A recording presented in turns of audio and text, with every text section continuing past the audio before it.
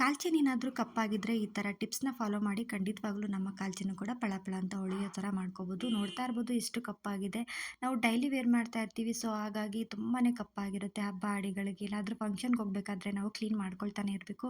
2 ನಿಮಿಷದಲ್ಲಿ ಪಳ ಅಂತ ಹೊಳೆಯುವ ಕಾಲ್ಚಿನ್ನ ಮಾಡ್ಕೊಳ್ಳೋಣ ಬನ್ನಿ. ಒಂದು ಪಾತ್ರೆಗೆ ನೀರನ್ನ ಸೇರಿಸ್ಕೊಂಡು 2 ಟೇಬಲ್ ಸ್ಪೂನ್ ಅಷ್ಟು ಟೀ ಪುಡಿನ ಸೇರಿಸ್ಕೊಳ್ಳಿ. ನಿಮ್ಮ ಮನೇಲಿ ಯಾವ ಟೀ ಪುಡಿ ಇರುತ್ತೆ ಅದನ್ನೇ ಸೇರಿಸ್ಕೊಳ್ಳಿ. ಹಾಗೆ ವಿಮ್ ಜೆಲ್ ಇರುತ್ತೆ ಅಲ್ವಾ, ಅದನ್ನು ಕೂಡ ಸೇರಿಸ್ಕೊಳ್ಳಿ. ವಿಮ್ ಜೆಲ್ ಇಲ್ಲ ಅಂತ ಹೇಳಿದ್ರೆ ನಿಮ್ಮ ಮನೆಯಲ್ಲಿ ಯಾವುದಾದ್ರೂ ಶಾಂಪು ಯೂಸ್ ಮಾಡ್ತೀರಾ ಅದನ್ನೇ ಸೇರಿಸ್ಕೊಳ್ಳಿ. ಹಾಗೆ ಒಂದು ನಿಂಬೆಹಣ್ಣು ಸೇರಿಸ್ಕೊಂಡು ಚೆನ್ನಾಗಿ ಇದನ್ನ ಕುದಿಸ್ಕೊಳ್ಳಿ. ನಂತರ ಇದನ್ನ ಕಾಲ್ಚಿನ್ ಯಾವುದಿರುತ್ತೆ ನಿಮ್ಮ ಮನೆಯಲ್ಲಿ ಬೆಳ್ಳಿ ಐಟಮ್ಗಳಿರುತ್ತಲ್ವ, ಸೊ ಅದನ್ನು ಕೂಡ ಅದಕ್ಕೆ ಸೇರಿಸ್ಕೋಬೋದು. ಏನಾದರೂ ದೇವ್ರ ಪಾತ್ರೆಗಳಿದ್ರೆ ಅದನ್ನ ಸಪ್ರೇಟ್ ಆಗಿ ಮಾಡ್ಕೊಳ್ಳಿ, ಇದಕ್ಕೇನೆ ಸೇರಿಸ್ಕೊಳ್ಳೋದಕ್ಕೆ ಹೋಗಬೇಡಿ. ಇಲ್ಲಿ ನೋಡ್ತಾ ಇರ್ಬೋದು, ಈಗ ಸ್ಟವ್ನ ಆಫ್ ಮಾಡ್ಕೊಂಡು ಇವಾಗ ತೋರಿಸ್ತಾ ಇದ್ದೀನಿ. ಹಿಂಗೆ ಎಷ್ಟೊಂದು ಕಲೆಗಳಿತ್ತು, ಎಲ್ಲ ಕಲೆಗಳನ್ನು ಕರಗೋಗಿದೆ. ಇಲ್ಲಿ ನೋಡ್ತಾ ಇರ್ಬೋದು, ಮಧ್ಯ ಮಧ್ಯೆ ತುಂಬಾನೇ ಕಲೆಗಳಿರುತ್ತೆ. ಎಷ್ಟೇ ತಿಕ್ಕಿ ಉಜ್ಜಿದ್ರೂ ಕೂಡ ಅದು ಹೋಗೋದೇ ಇಲ್ಲ. ಚೈನ್ ಮಾತ್ರ ಕಟ್ ಆಗ್ಬಿಡುತ್ತೆ.